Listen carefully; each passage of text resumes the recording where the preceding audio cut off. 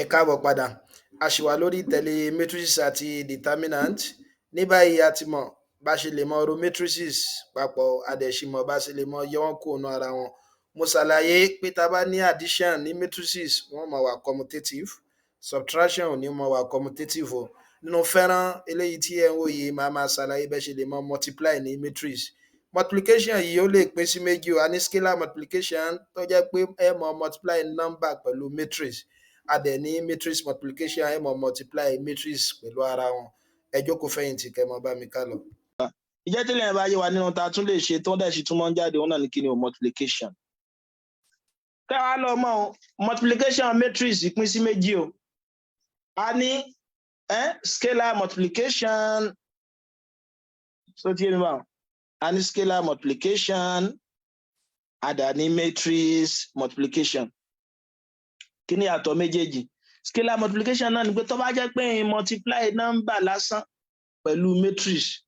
Gẹ́gẹ́ bí àpèjúwe nísìn tí n bá ní matrix mi A tó jẹ́ 1 4 5 6 tó wà ní kí n find the 5A. Ẹ rí i pé 5 yìí scalar ni o ṣùgbọ́n A jẹ́ matrix a máa pè ní scalar multiplication.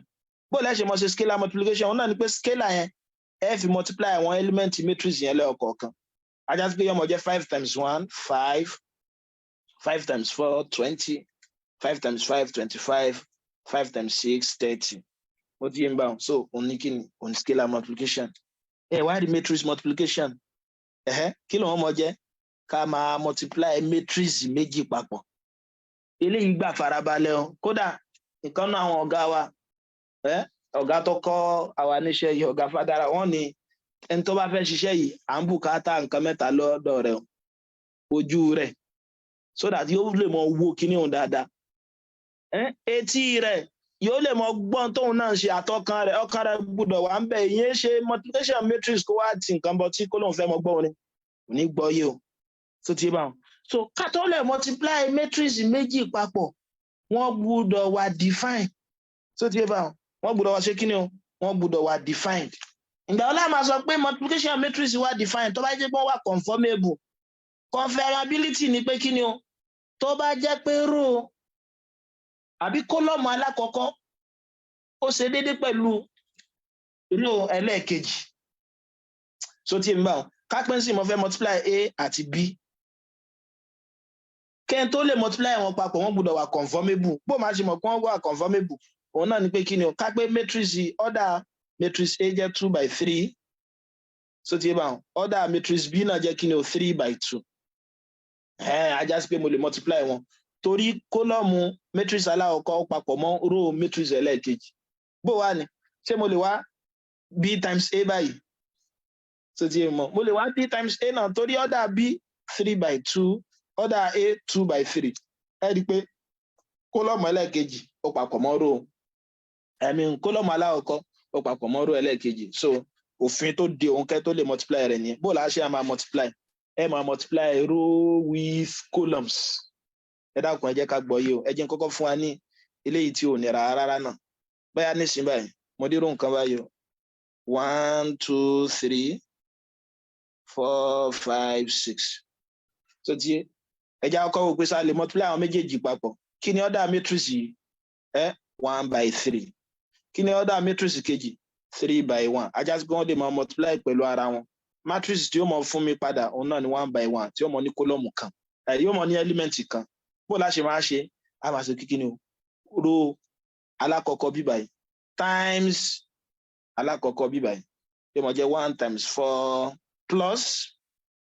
ẹlẹ́ẹ̀kejì times ẹlẹ́ẹ̀kejì yóò mọ jẹ́ kí ni o 2 times 5 then plus ẹlẹ́ẹ̀kẹta times ẹlẹ́ẹ̀kẹta 3 times 6 mo rò bá gbọ́ yé báwọn so ajá sí bí ọmọ jẹ́ 4 plus 10 plus 18 so tí yóò máa fún wa ní kí ni o ilé jẹ́ 1432 ẹ dákun ṣàgbọ́ yé báwọn ọ̀yà bóòní ẹ jẹ́ tún fún wa ní irú rẹ̀ kan sí o 1 2 3 àbí kí n fún wa ní irú nǹkan báyìí 2 3 1 4 ọ̀yà ẹ jẹ́ kọ́ wò pé ṣé àwọn matrix yìí lè multiply ara wọn kí ni order alákọ̀ọ́kọ́ 1 by 3 kí ni order ẹlẹ́ẹ̀kejì ẹ wo 3 by 2 ajá sí pé wọ́n lè multiply ara wọn kódà in tí ó mọ̀ fún mi padà wọn náà ní kí ni 1 by 2 matrix ẹ gbọ́dọ̀ mọ̀ ṣàkíyèsí rẹ̀ pé wọ́n gbọ́dọ̀ wà define wọ́n gbọ́dọ̀ wà conformable ẹ̀yà bó láṣẹ wọn á multiply a máa multiply row with columns ó dàbí ṣe pé ìgbà tá a fi ṣe multiplication bíi ká fẹ́ sọ pé 2 times x plus y bó láyé ṣe a kọ́kọ́ multiply 2 pọ̀ mọ́ x ń bí báyìí náà so ti ẹ̀yin náà kọ́kọ́ multiply matrix alákọ̀ọ́kọ́ yìí kúrò alákọ̀ọ́kọ́ yìí pọ̀ mọ́ kólọ́mù yìí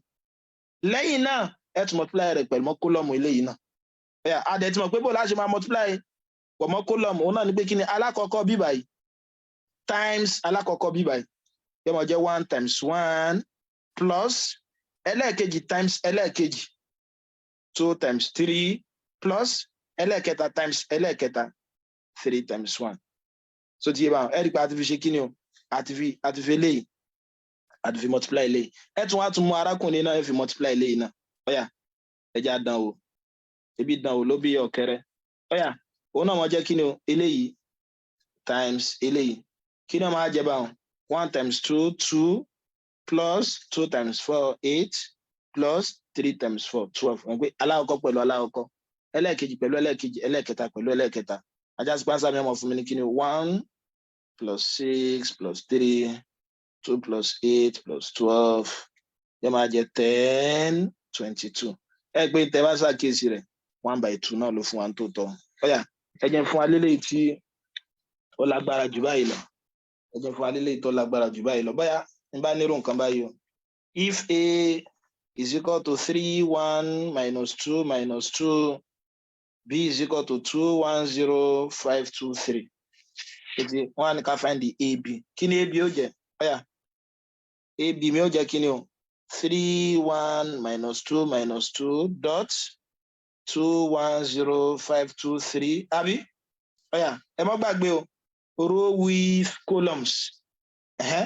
àti pé ká tó kọ́ bẹ̀rẹ̀ náà ẹja kọ́wọ́ pé ṣé wọ́n lè multiply ara wọn kí ni ọ̀dà a 2 by 2 kí ni ọ̀dà b 2 by 3 ajá sí pé wọ́n lè mọ multiply wọn kódà 2 by 3 ní answer tá a mọ̀ get yóò mọ̀ fún wa ní element mẹ́fà ẹ̀yà bó láṣẹ máa ṣe a máa multiply a kọ́ multiply row yìí pẹ̀lú àwọn columns yìí lọ́yọ̀ kọ̀ọ̀kan bó bọ̀dẹ̀ láṣẹ mọ̀ ṣe alákọ̀ọ́kọ́ eléyìí times alákọ̀ọ́kọ́ eléyìí 6 plus ẹlẹ́ẹ̀kejì times ẹlẹ́ẹ̀kejì 1 times 5 5 ẹ̀rí pé a ti fi multiply rẹ̀ tán a tún mú dàdàngọ́mì yìí náà a tún fi multiply kólọ́mù ẹlẹ́ẹ̀kejì náà yóò tún jẹ́ kí ni o alákọ̀ọ́kọ́ times alákọ̀ọ́kọ́ 3 times 1 3 plus ẹlẹ́ẹ̀kejì times ẹlẹ́ẹ̀kejì 1 times 2 2 a tún mú ohun yìí kan náà a tún fi multiply kólọ́mù ẹlẹ́ẹ̀kẹta 3 times 0 0 plus 1 times 3 3